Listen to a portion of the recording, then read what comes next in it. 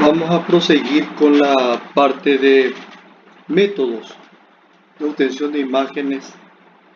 de las glándulas mamarias. La primera parte, la que fue incluida en el primer parcial, era la parte de generalidades, la parte de fisiología hormonal, la parte de imágenes obtenidas en una mamografía estándar y algunas imágenes de las patologías benignas y malignas que pueden asentar en las glándulas mamarias. En esta segunda parte del estudio de las glándulas mamarias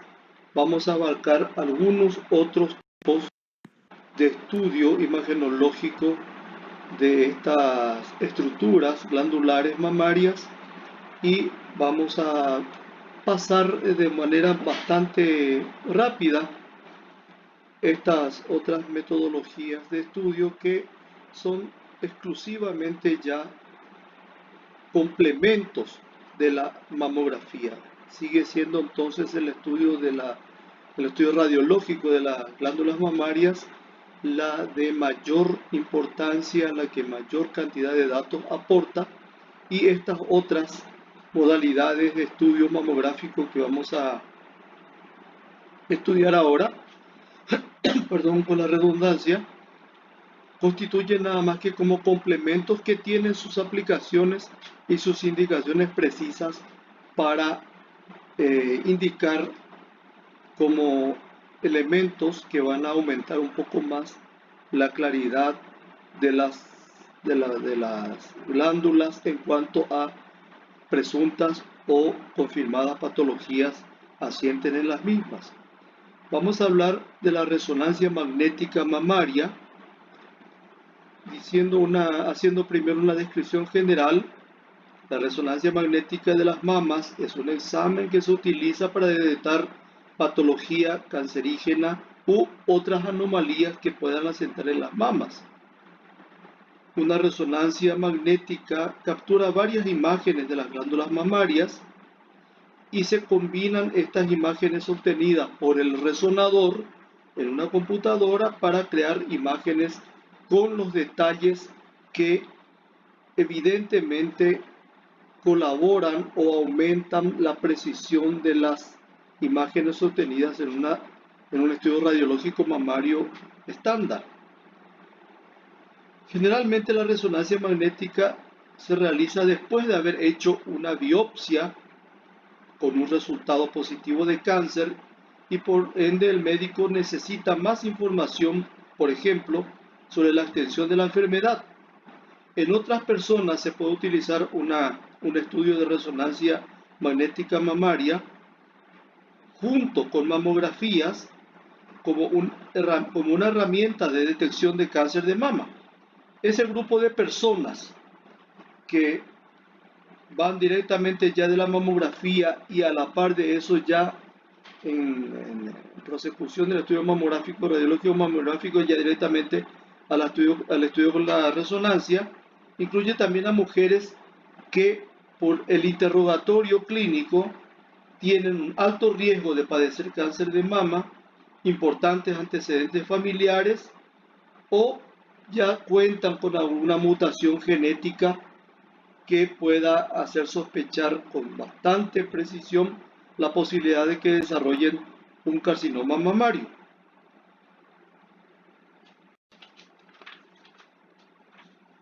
La resonancia magnética de los senos se indica junto con una mamografía u otra prueba de diagnóstico por imágenes de los senos, no como reemplazo. Esto es una cuestión que debe quedar bien clarita. No reemplaza, no sustituye, no desplaza al estudio mamográfico radiológico. Si bien es un examen bastante sensible por las características de obtención de imágenes que tiene la resonancia magnética, que da muchos detalles relacionados con la concentración de agua que contengan los tejidos sobre los cuales se realiza el estudio de resonancia, pero igualmente pueden omitir algunos detalles muy finos, digamos así, que no se escapan a un estudio mamográfico estándar. Por ejemplo, las microcalcificaciones pueden pasar desapercibidas en un estudio por resonancia magnética mamaria cuando estas calcificaciones son de dimensiones muy reducidas o su número no es precisamente muy importante o la ubicación, la agrupación con la que se disponen sobre una lesión no constituyen, digamos, un paquete más o menos compacto que sí pueda resultar visualizable en un estudio radiológico de la mama, sí, pero en un estudio de resonancia magnética ya es difícil que eso asiente. Se podría recomendar una resonancia magnética a pacientes en los siguientes casos. Vamos a enumerar algunos de los más importantes.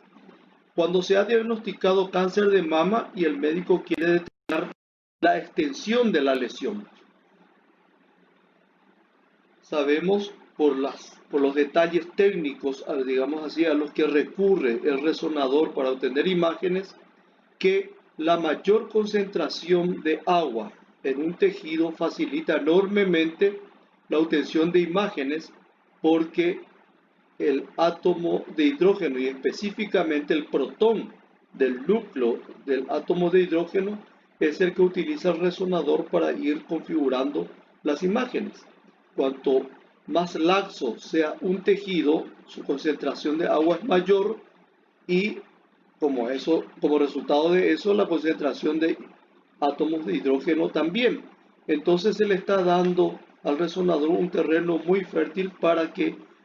pueda configurar las imágenes de este tipo de tejidos, y las mamas constituyen un terreno muy fértil para que las imágenes del resonador en cuanto a tejidos blandos se refiera, recién hicimos la salvedad de las microcalcificaciones, en cuanto a tejidos blandos se refiera, pueda tener imágenes muy, digamos, finas, muy detalladas, específicamente cuando se está pretendiendo establecer el grado de ocupación que un proceso neoplásico mamario pueda estar adquiriendo. Con eso podría entonces o programarse con más detalles el tratamiento quirúrgico que se pueda plantear o directamente controlar en un postoperatorio de un carcinoma mamario si el terreno, la extensión de glándula mamaria extirpada, cuando se trata de mastectomías parciales, no la radical, si fue suficiente y que ya no queden rastros de tejidos sospechosos de corresponder a la patología que ha motivado la cirugía. Una aplicación o una motivación, perdón, para solicitar un estudio de resonancia magnética con detalles también constituye la sospecha o la confirmación de una fuga o rotura de un implante mamario que sabemos que tiene una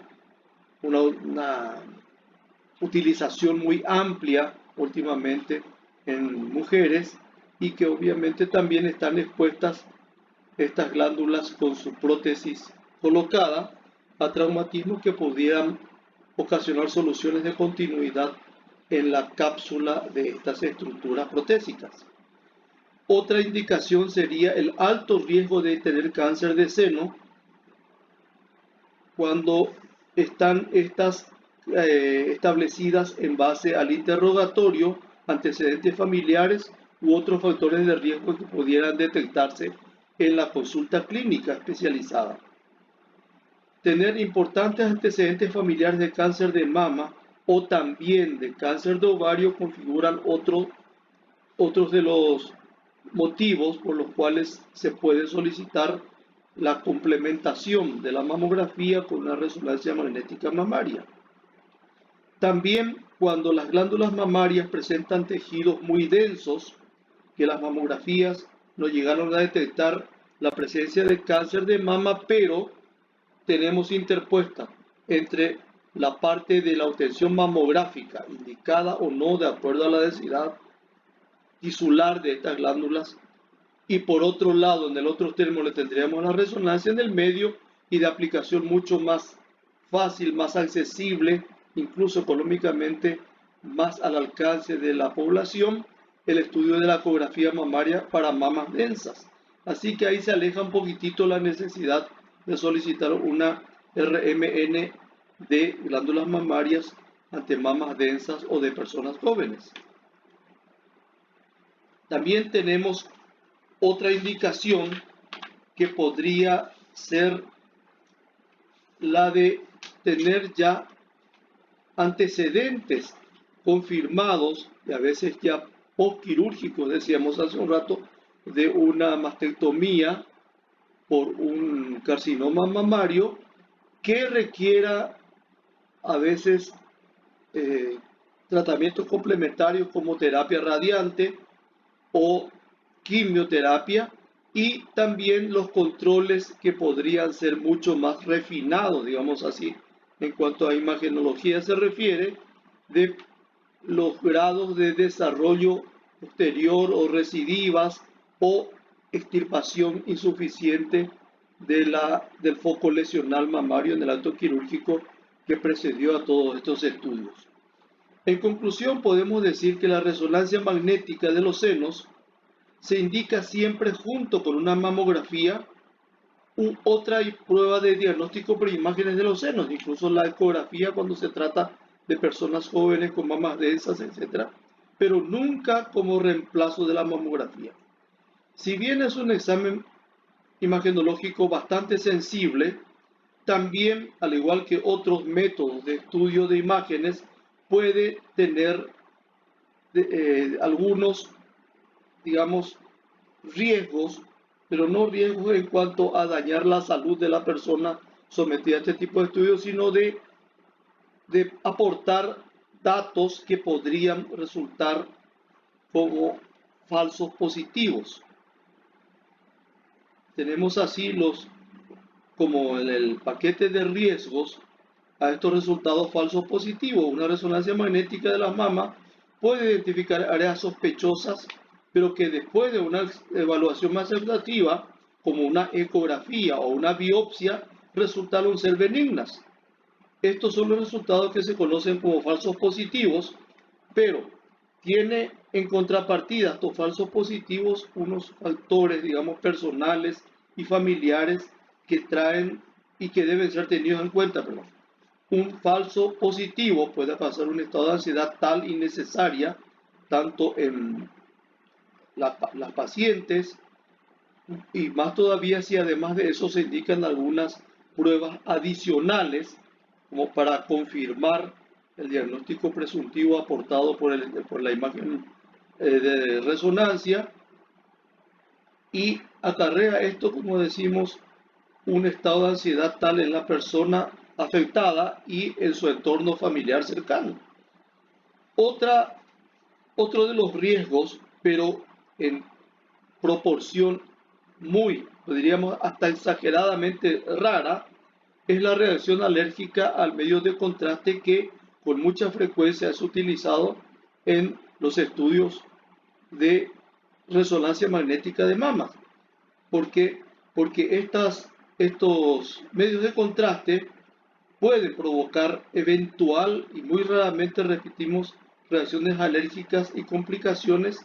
para las personas, especialmente aquellas que ya padecen una afección renal previa. Sabemos también que las lesiones mamarias tienen una afinidad muy especial para captar el medio de contraste utilizado específicamente en resonancia magnética, que es el gadolínio, y que facilitaría entonces en forma bastante manifiesta el mejoramiento de los detalles imagenológicos que se puedan obtener por esta modalidad de estudio mamográfico. Tenemos a continuación unas cuantas imágenes que podrían ilustrar parte de lo que dijimos, en la que estamos observando en este momento lo denso, bastante homogéneo, de contornos curvos bien definidos, es un implante mamario, una prótesis mamaria, y el tejido glandular, alternando con el célula adiposo de relleno y de sostén, se ubica en la periferia de la prótesis. Para esta obtención de imágenes en donde se desplaza por una maniobra que conocemos como la técnica o maniobra de Eklund, se desplaza a la prótesis lo más que se pueda hacia la pared torácica y se trata de desplazar al resto de la glándula mamaria hacia adelante, digamos, de la prótesis para que pueda abarcarse con más facilidad en la imagen tanto mamográfica como en la de resonancia magnética. En esta última se facilita bastante la ubicación de estas prótesis por fuera, digamos, del territorio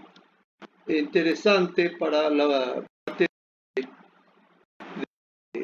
estudio del tejido propiamente dicho, y vamos a ver que en el posicionamiento de las glándulas de la mujer para este estudio se adapta a la mesa de paciente un elevador, digamos, torácico que cuenta con dos orificios dentro de los cuales se ubica a las glándulas mamarias de manera que queden, digamos, colgando por debajo de este elevador torácico, y en esa zona también se ubican las bobinas que van a homogeneizar el campo magnético y las antenas que van a ser necesarias para el desarrollo del funcionamiento del resonador sobre estas glándulas mamarias de forma específica. Así que con esto se facilita bastante también el hecho de que el tejido glandular mamario, con su estroma célula adiposo, se desplace más hacia la región apical de la mama, quedando la prótesis más fija, digamos, a la pared torácica, como la ubicación quirúrgica que se le da, y pueda entonces extenderse en mayor grado el tejido glandular que se quiera estudiar. Otras indicaciones que podríamos hacer es lo siguiente: igual que en mamografía, también las estructuras glandulares normales, fisiológicas o patológicas siempre tienen una densidad imagenológica mayor que el fondo que está dado por la densidad del tejido célula adiposo de relleno o de sostén. Vemos acá la diferencia nítida, no en cuanto a la configuración anatómica de la mama que decíamos, por la ubicación que adopta la paciente. Obviamente estas, en la medida que son más o menos flácidas, obviamente van a tener una forma bastante más alargada y no la clásica que conocemos en las mamografías. Acá tenemos estructuras de tejido glandular que podríamos considerar como de densidades asimétricas, la misma persona, pero obviamente con una disposición, unas características de densidad diferente comparativamente entre ambas mamas. Son estructuras anormales que podríamos visualizar en los estudios mamográficos y también en los estudios de resonancia magnética. Acá tenemos a las prótesis mamarias, las bolsas de silicona que van siempre adosadas, fijadas a la pared torácica, y que dejan entonces por delante y en los bordes laterales al tejido glandular a ser estudiado. Vemos que en la imagen de la prótesis del lado derecho, el tejido glandular se diferencia muy bien, se delimita muy bien del contorno de la prótesis. En cambio, en la imagen del lado izquierdo tenemos una deformidad, una deformación de ese globo de silicona y presencia de la densidad del contenido por fuera de la estructura protésica y desplazándose en franjas hacia la región periareolar y areolar. rotura de prótesis mamaria. Tenemos acá una imagen a la izquierda de una mama normal y en la imagen de la derecha tenemos encerrado en el círculo señalizador